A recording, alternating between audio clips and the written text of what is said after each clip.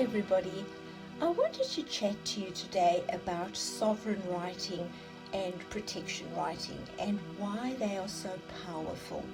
Now there's many ways for us to actually protect our energy field and for us to ensure that we don't have any lower vibrational attachments or energies coming into our field. But sovereign writing or protection writing is probably the most powerful way that we can do it. It is infused with intention, and the pen really is mightier than the sword. So it is a very powerful way of us actually protecting our energy field. There's many ways for us to protect our energy field, and I will do a video on the different ways just to give you a good idea.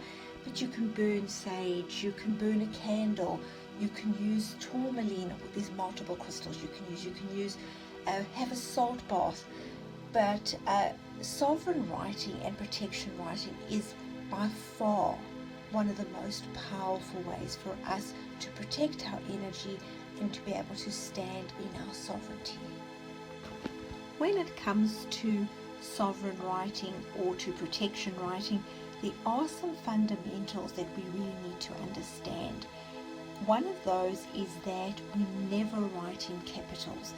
When you are writing in capitals, you are actually claiming yourself as a slave. So you never want to write in capitals. You also don't want to write in cursive. So cursive is actually had a black magic sort of spell put on it, and cursive is a cursed writing. So never write in cursive. Now intentionality is exceptionally powerful. So obviously if your intention is, if you've written something in caps and you have the intention to protect yourself, your intentionality is very, very powerful. However, you are still giving a confused message to your higher self. So at the end of the day, if you can actually write in a sovereign manner together with your intentionality, that makes it 10 times more powerful. So one of the most important things when we come to sovereign writing, again, no capitals, no cursive. If you are married, you would always use your maiden name, and we're going to talk to you and teach you exactly how to write your surname. It would be family of, so it would always be your maiden name.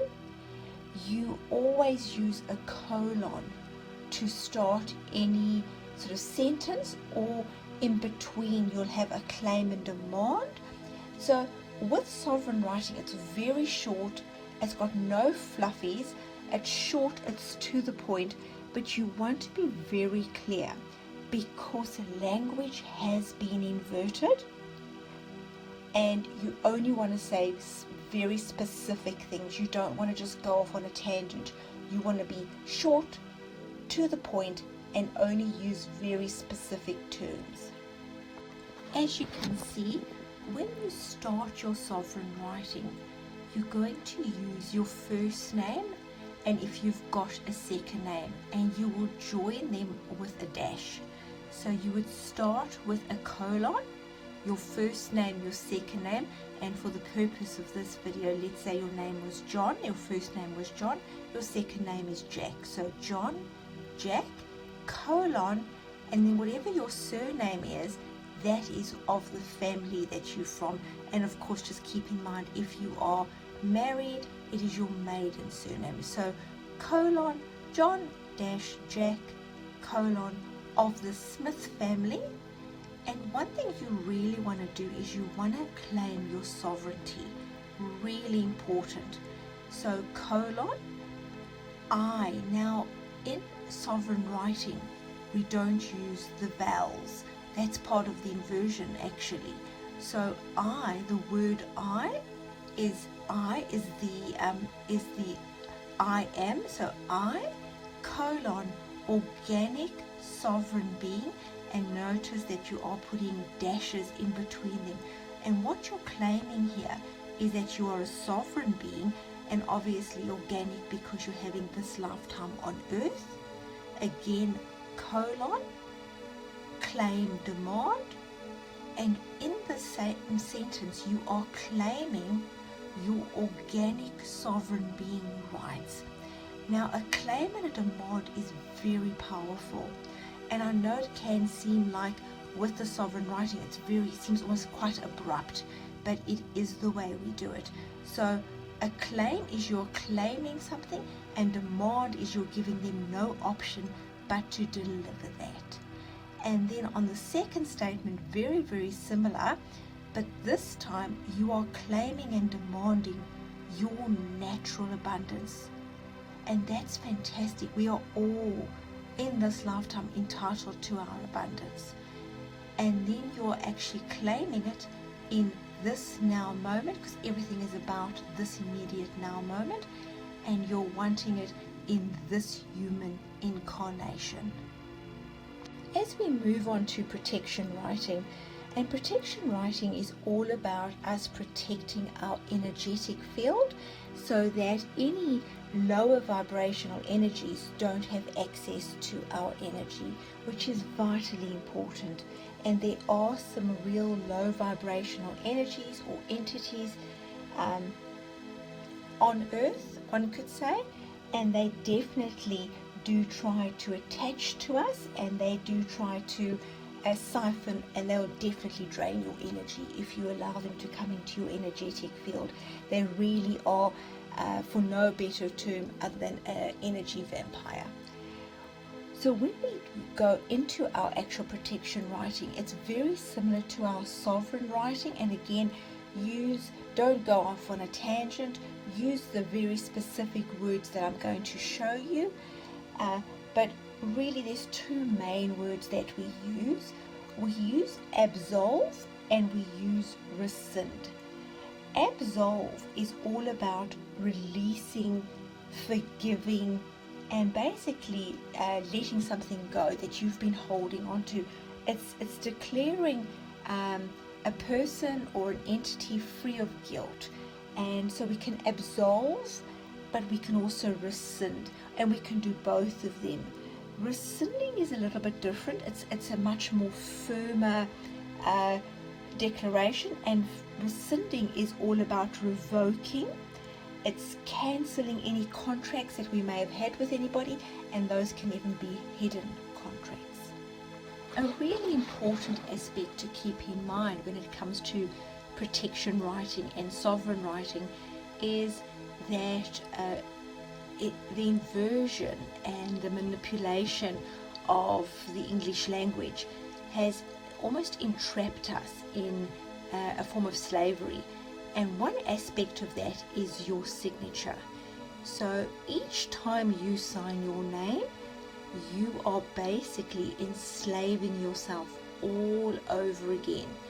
And a vital aspect of that is clearing that energetic attachment that you have to your slave signature, so that when you are signing your name, ideally you don't even want to sign your name, you actually want to write your name in the sovereign way. But if you are actually having to sign your name, after you've signed your name, going and writing a rescinding and an absolving of any energetic attachment you have to your slave signature. And on the screen right now is an example of exactly how you would write that. It really is vitally important that we protect our energy from these darker entities or these lower vibrational entities. And the ones that we're going to focus on today, and I'm really going to keep it pretty simplified for you, and I will give you examples of exactly how you would write it, but we're really only going to focus on demonic lower vibrational attachments, archonic agendas, satanic agendas, and Luciferian agendas. And here are some further examples of entities that you could rescind, or lower vibrational energies that you could rescind. You could definitely rescind all AI controlled entities, any implants in the body.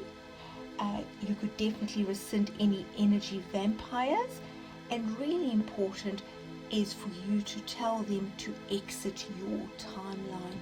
And you want to do, again, very clear, very short, and directly to the point. And you can see I've put some examples up of exactly how you would write that in your protection and in your sovereign writing. I highly recommend that you go back to the 2 previous slides and you go over the different types of entities or the lower vibrational energies that need to be rescinded. And I would do this probably every day, to start with once a day, just every day once a day, because you really don't know who you've actually given this permission to, and it can often be hidden, and sometimes you do need to do it more than once. In fact, you probably need to, like I say, do it multiple times, and then eventually you can push it out to every second day, and then from there even further out from there. But it is a really good habit to get into, to almost do this every second or third day. That way nothing really gets a good chance to get back into your energetic field. So if something has almost slipped in, you get a feeling that just something feels off, but because, and I would write immediately if I could, but otherwise, if you're doing this every second or third day, you're constantly ensuring that nothing actually can get into your energetic field, and you're keeping yourself really protected. And just before we finish up, I just very briefly wanted to go over the importance of the different colored pens. Ideally, going forward, you really want to write in red or purple. Red or purple is the organic living soul, the sovereign being, and that's going to make your sovereign writing and your protection writing even more powerful. Thanks guys, I hope this has given you some good insight into sovereign writing and into protection writing. But if you've got any questions, drop us a line or go onto our website for more information. Have an awesome day. Bye.